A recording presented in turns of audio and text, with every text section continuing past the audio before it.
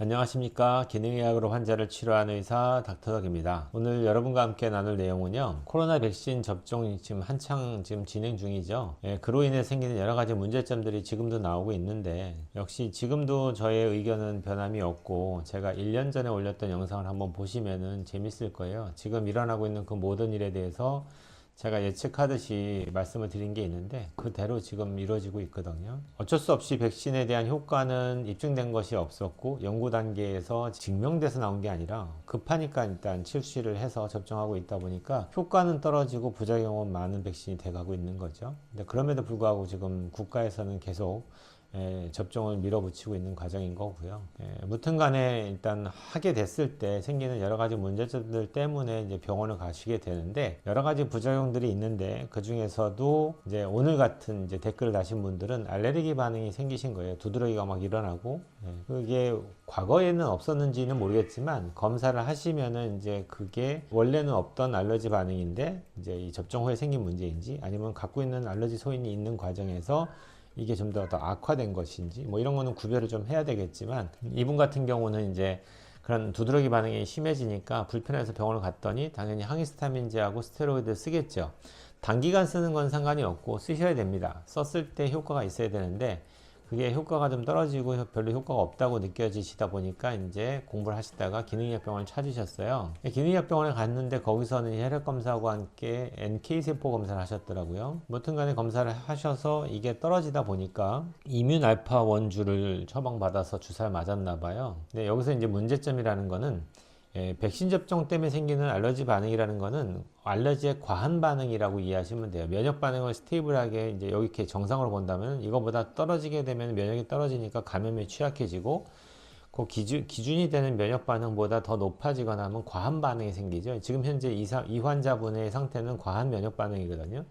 결국에는 이런 상태에서는 면역을 좀 더 셧다운 시켜주는 그쪽에 관련된 치료를 받으시는 게 맞는데 지금 이뮨 알파 원주라든지 이런 것들에 대한 치료는 어떻게 보면 면역을 증강시켜주는 치료잖아요. 그러니까 근본적으로는 좀 잘 맞진 않겠죠. 나중에 이분이 다 좋아진 상태에서 회복이 됐는데 그때 가서 뭐 면역 기능을 검사했더니 NK세포가 너무 떨어져 있다. 그래서 얘를 높이고 싶어서 주사를 놓는다. 이거는 이제 맥센스 하지만 그렇지 않고 지금 현재 과한 반응을 보이고 있는 사람들한테 이런 주사를 놓는 거는 썩 좋은 방법은 아닐 것 같습니다.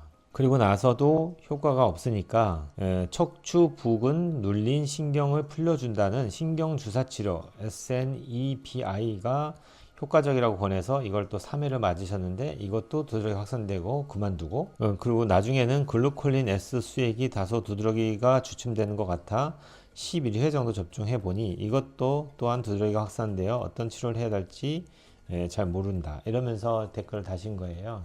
기본적인 개념만 이해하시면 되는데 보통 우리가 환자를 치료할 때 어떤 분들은 면역 기능이 너무 떨어져서 생기는 여러 가지 문제들 때문에 기능의학을 찾아오시고 어떤 분들은 그게 너무 과한 자가 면역이 이제 대표적인 거죠. 자가 면역이라는 개념은 면역이 너무 과해서 그 면역이 자기를 보호를 못하고 자기를 공격하는 문제니까 그런 문제가 있을 때는 이제 면역을 좀 더 스테이블해지게끔 좀 조절해주는 치료가 필요합니다. 그런 거는 이제 경험이 있는 의사를 만나시면 좀 더 쉬우실 건데 그게 좀 어려웠던 것 같아요.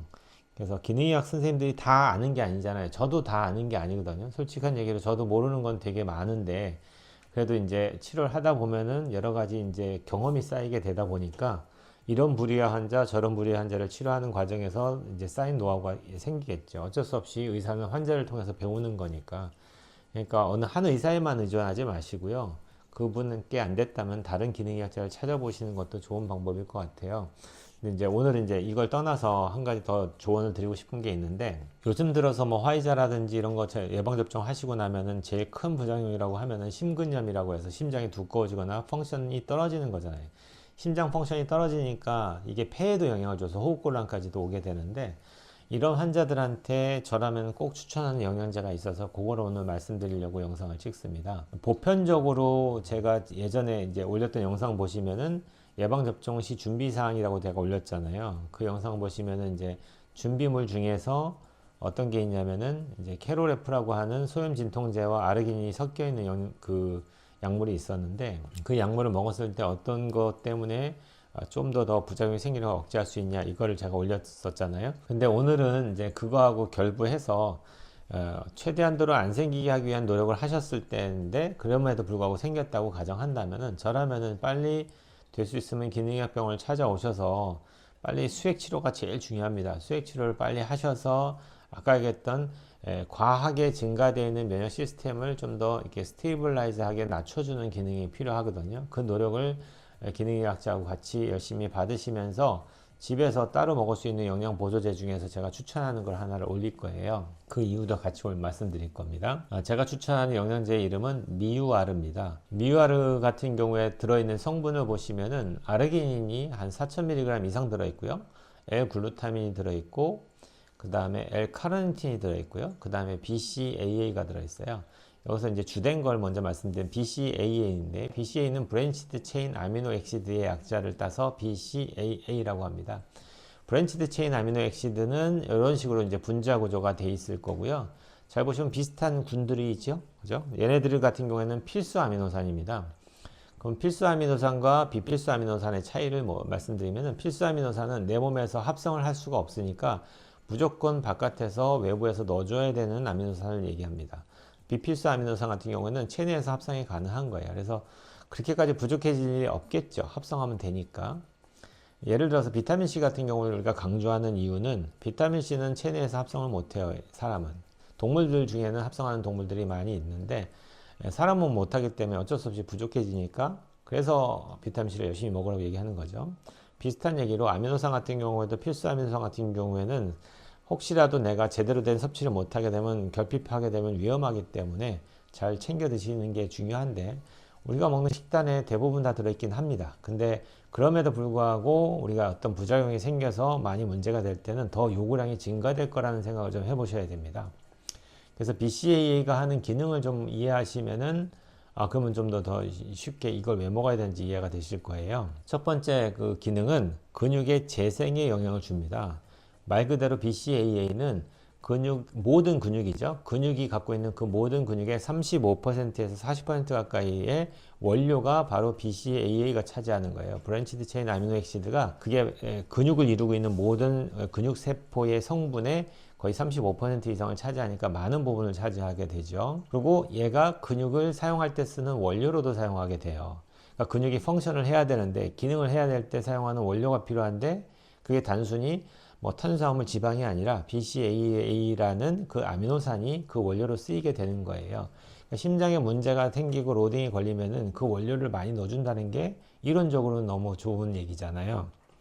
그래서 그 근육의 에너지원으로 쓸 수가 있는데, 그래서 저라면은 백신 부작용을 앓고 있는 분들 중에서 심장에 문제가 있는 분이다, 이러면은 무조건 드시는 걸 추천할 것 같고요. 그래서 많은 분들이 헬스 하는 분들이라면 다 이해해요. 근육을 막 써가지고 펌핑을 해서 근육을 키워야 되는 사람들은 근육 손상을 일으킨 다음에 키워야 되잖아요. 그 과정에서 원료가 되는 BCAA를 넣어주면 더 잘 성장하고 근육이 커지겠죠. 그러니까 당연히 헬스하는 보디빌더들은 그 영양제를 사서 먹는 거예요. 그 다음에 얘가 하는 기능은 지방을 분해하는 기능을 갖고 있어요. 그러니까 다이어트의 목적이라면 지방을 분해할 수 있게 도와주는, 그런 의미에서 L-카르니틴이 들어있는 성분이 이 조합이 맞는 거예요. BCAA하고 L-카르니틴 두 가지가 지방을 잘 분해해서 그걸 이제 에너지를 돌리는 사이클에 집어넣어주는 역할을 하거든요. 그 다음에는 세 번째가 헤모글로빈 생성에 영향을 줍니다. 우리가 보통 암 환자들 같은 경우에는 페리틴 레벨이 올라가는데 저장 철분은 올라가면서 헤모글로빈은 떨어지는 기이한 현상을 보잖아요. 근데 그 헤모글로빈을 만드는 과정에 이 BCAA가 영향을 줍니다.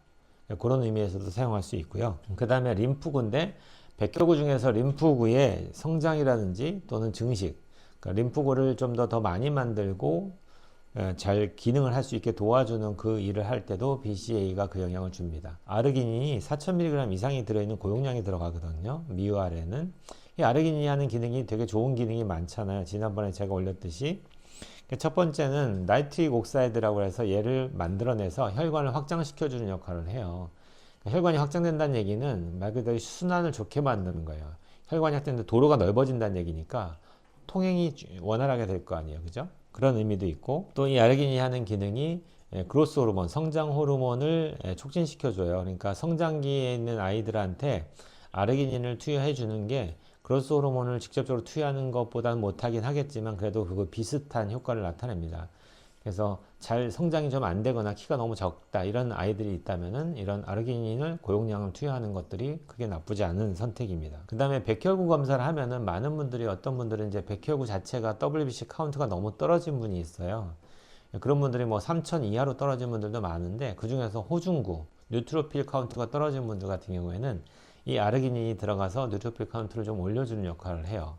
그래서 면역이 너무 떨어지거나 백혈구 기능이 떨어진 분들한테는 이게 들어가면 좋겠죠. 그러니까 기본적으로 아까 얘기했던 BCAA는 림포사이트 쪽으로, 그 다음에 아르기닌 같은 경우에는 백혈구 중에서 뉴트로필 쪽으로, 그래서 호중구 쪽으로 증가시켜 주니까 뭐 림프구나 호중구나 뭐든 다 영향을 줄 수 있는 기본적인 면역 시스템의 중요한 역할을 하겠죠. 그 다음에 네 번째가 NK 세포를 활성화시키는 역할도 합니다. 아르기닌이. 이런 여러 가지 부수적인 역할을 하는 것 외에 메인 역할이라는 것은 손상된 공격받은 심근육의 제 기능을 빨리 회복시켜 주는 거니까, 제일 메인 효과라는 것은 근육에 원료를 공급해 주고 근육을 잘 활동할 수 있게끔 원료를 공급해 주는 그런 의미에서의 BCAA하고 아르기닌이 주된 역할을 할 것 같아요.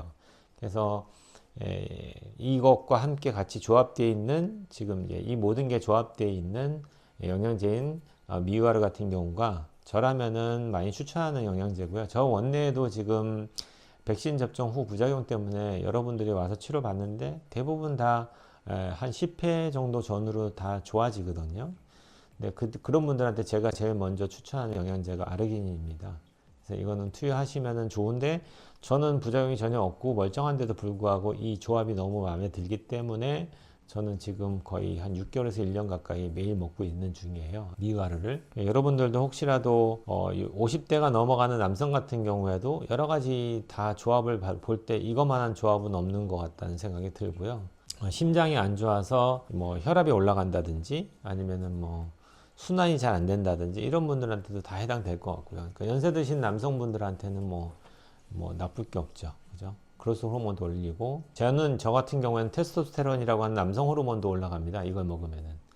그래서 여러모로 봤을 때는 도움이 될 것 같고, 특히 백신 부작용으로 고생하신 분들한테도 도움이 될 것 같아서 이렇게 올리고요. 많은 분들이 지금 이제 전화를 하셔서 병원에 예약을 잡고자 하시는데, 지금 대기로 기다리는 분들이 너무 많아서 그런 분들을 제껴놓고 뭐 누구는 안 급하겠어요. 근데 다 이렇게 예약 잡아드릴 수가 없어서, 저희 병원은 이제 시스템상으로 이렇게 많이 받다 보면은 제가 이렇게 능력이 안 되기 때문에 관리를 해드릴 수가 없거든요. 그럼에도 불구하고 이렇게 백신 부작용 때문에 고생하시는 분들은 예외가 없어요. 빨리 오셔야 돼요.